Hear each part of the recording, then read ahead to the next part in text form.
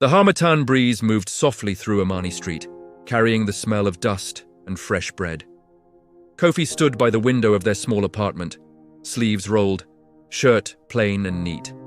Casual, classic. Across the room, Zainab sat on the edge of the couch, her dress simple, modest, elegant. They looked close, yet 1,000 thoughts apart. Betrayal doesn't always shout.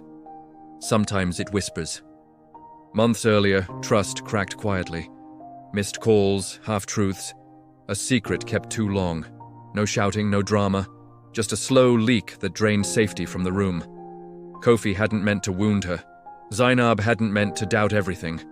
But betrayal rarely asks permission.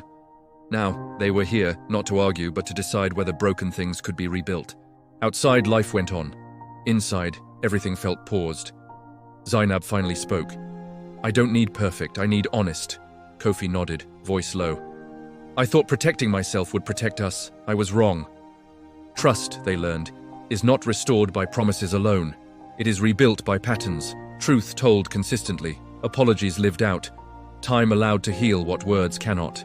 They began again, slowly, conversations without defense, confession without excuses, boundaries without bitterness. Some days were hopeful. Others reopened old pain. Yet every step forward was a quiet victory. One evening they prayed together. Not long, not fancy, just real.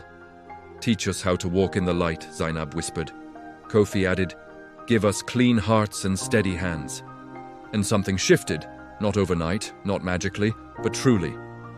Trust didn't return as it was. It returned stronger, shaped by truth.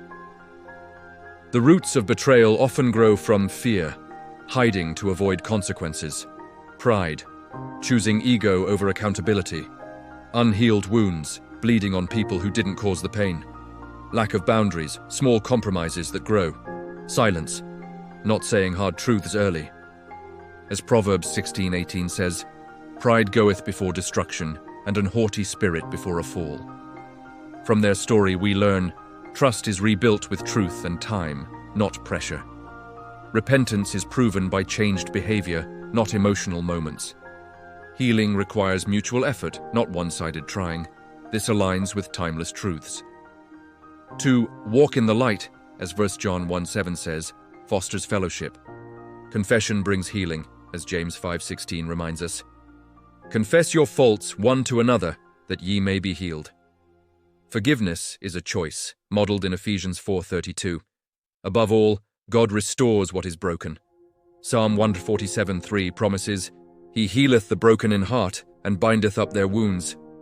Betrayal can break trust, but it doesn't have to break people. When truth replaces hiding, and humility replaces pride, restoration becomes possible. Some relationships don't survive betrayal, others are reborn through it. If this story spoke to you, like, share, and subscribe for more stories that heal, align, and restore.